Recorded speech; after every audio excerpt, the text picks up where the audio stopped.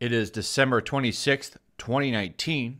And as you know, we are one day out of Christmas. And the reason I'm bringing that up is because YouTube decided to play the Grinch last night and do a mass purge on accounts. So take a second, make sure you're still subscribed to the channel. Very important. I know I hate asking you to do these kinds of things, but YouTube is for some reason deciding who they want people to be subscribed to. They claim that they're getting rid of bots. Really funny, though, that, you go down like 400, 500 subs. Then you say, hey, check and make sure you're still subscribed. You look in the comments. On my last video I did this, there was at least 40, 50 people that said, hey, I got unsubscribed. So take a second and just make sure you're still subscribed. The guy who got hit the hardest was Victor Von Doomkak over at Overlord DVD. They took 5,000 subscribers away from him. So this is a real thing that's going on right now. And it's kind of terrible that you can't just be subscribed to somebody and that be it. But anyway, there's a reason I have this scene pulled up. This is where we're going to start the Clown World video here. This is from Home Alone 2. As you can see, we've got the famous Orange Man Bad there standing next to Macaulay Culkin. It's about a 10-second cameo. He literally has one line, then looks back, and that's pretty much it. That's the entire scene. Well, apparently, this is too triggering. The CBC, Canadian Broadcasting Channel, has decided to remove it from their broadcast version. I'm triggered. Here you go right here. CBC removes Donald Trump scene from Home Alone 2 broadcast report. This is a 10-second clip, by the way, from a 1992 movie that everybody has seen. I would take a wild guess that anybody over the age of 20 or 25 has seen both Home Alone movies. Home Alone 2, not a very good. In fact, neither of them are masterpieces.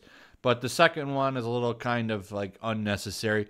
It's really one of those cases where it's a movie that didn't need a sequel, but let's get to the matter at hand here. So CBC, I want to point out, much like the BBC is controlled by the government of Canada, so that's also something you could talk about. But we have tweets out like this guy. He says, almost clicked to watch Home Alone yesterday, but I didn't want to see Trump. So the CBC option meets my consumer demand. Then you have someone with a little bit more sense to them.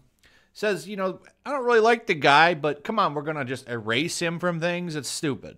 I mean, you're literally getting to the point of hysteria now. Like, come on. It's a 10-second clip. I'm guessing next we'll just go through the history books and we'll start taking people that make us uncomfortable out of them. No need to stress about it. We'll just erase things from history. That way your little butts don't get quite so hurt about things. I'm guessing many of the people that would be for that probably made this list here by Vice. What did they get stuck up themselves last year? And it's quite a humorous list. This is for men and women. Well, we have the man bits here. You can see the list there for yourself on how ridiculous it is. You can go over to the ladies. Perfume bottles, really. Toy action figures. Then we can go to the universal list, and you can see it is quite longer. I'm guessing we just find all kinds of fascinating things to just flip up there. And the biggest thing to me was the razor blades. That's kind of weird. Are you trying to take yourself out? Of course, there was somebody who decided to stick a large shampoo bottle up there. All right, that's fun. Coat hangers, turkey baster. Mattress foam, plunger handle. I mean, these ones, you can kind of see why they might be using those. I don't know why you don't go to the store and get something that's designed for that. But hey, if you want to go ahead and put cigarette lighters up there and garden hose caps, that's your business, I guess. So here's another funny thing. So keeping in with the Clown World theme, we've got this from the Evening Standard. Mr. Mansplain. Mr. Men character embroiled in sexism row in Scottish edition of popular children's book. So these Mr. Men books are a series of kids books. I'd never heard of them before, but apparently they're popular enough to have a series. And people are all butthurt about this. So this is what's strange. So I don't get what is this basically like a dude that explains something? Like, isn't that something you need to do? If someone doesn't understand something, you explain it to them. But apparently, I guess anytime a man explains something to a woman, it's now considered an ist move, and it's called mansplaining. I've never quite understood it. Is there a certain way that you're supposed to explain it? I don't get it. But apparently, people are all triggered about this, and they've branded this character Mr. Mansplain. So here's the scene that everyone has their panties bunched up about. Little Miss Curious wondered what had happened to the first and second and third bridges. Because this is called the fourth bridge, Mr. Clever explained that it was named after River Fourth. Little Miss Curious thought for a moment. So what happened to River First? The River Second and the River Third, she asked. Mr. Clever sighed. It was going to be a very long day. How dare you! So we need to go crazy about this. Here's some responses that people gave the Telegraph. They're using Mr. Men to enforce these ridiculous, antiquated gender roles. It's meant to be a funny joke, but then it's always at the expense of women. It's punching down. You don't have to joke at the expense of anyone. There's just no need. Because, I mean, truly, the people who get mad about this stuff, well, they sure do know comedy. Yeah, these people are really sending the world into a frenzy of laughter. Maybe it's the people that still have common sense that laugh at them, but no one's laughing with you, people. No one's laughing with you. So, anyway, this is just another case of ridiculousness that really just is stupid, and I just wish people would stop caring about these things. But they don't. You know, everything is offensive. Everything is triggering. You saw it right there with the Donald Trump thing. And now, I haven't talked about this, but I'm going to talk about it a little bit. You're seeing it with J.K. Rowling, who's literally, I mean, they are going after this woman hard. J.K. Rowling, author of Harry Potter, if you didn't know, has been under attack by the cancel culture crowd. And I find this funny because she's literally bent the knee to these people for years now, going back and retconning things, changing things in her work, saying she supports things being changed and all this stuff. Literally has bent the knee so hard for these people, it probably has like a rug burn on one of them because, well, anytime that they ask her to do something, she's came out and done it. Or if they've asked her to clarify something, she'll kind of twist it to make them happy. Then, sure enough, she does one thing they don't like, and they come at her hard. Every day there's a new article on J.K. Rowling. They're literally going back.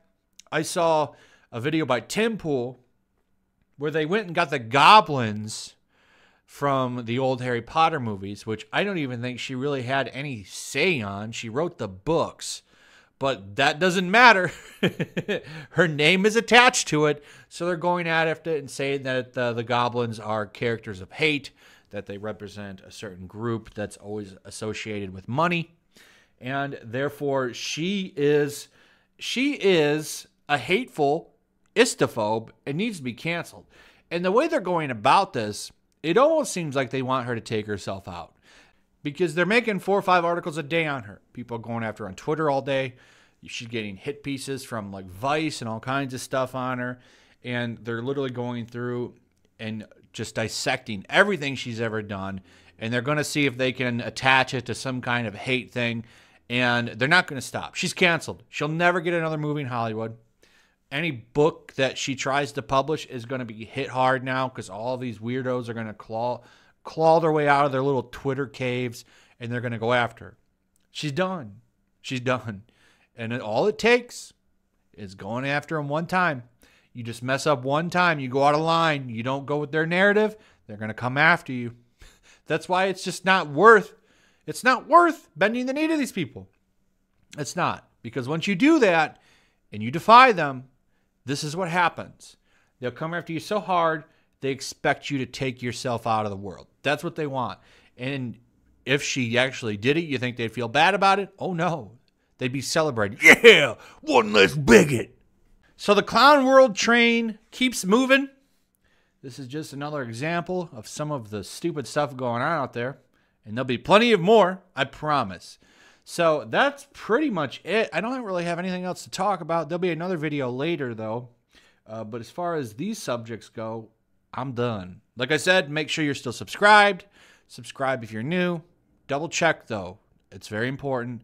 Also, throw a like up, leave a comment. What do you think about all this stuff? I'd like to hear your thoughts on it. Remember, comments and likes really help the algorithm, really help push that video along like a surfboard on a wave. So please consider leaving some interaction on the video. Also, share the video, very important. And as always, I will see you guys on the next one. Peace.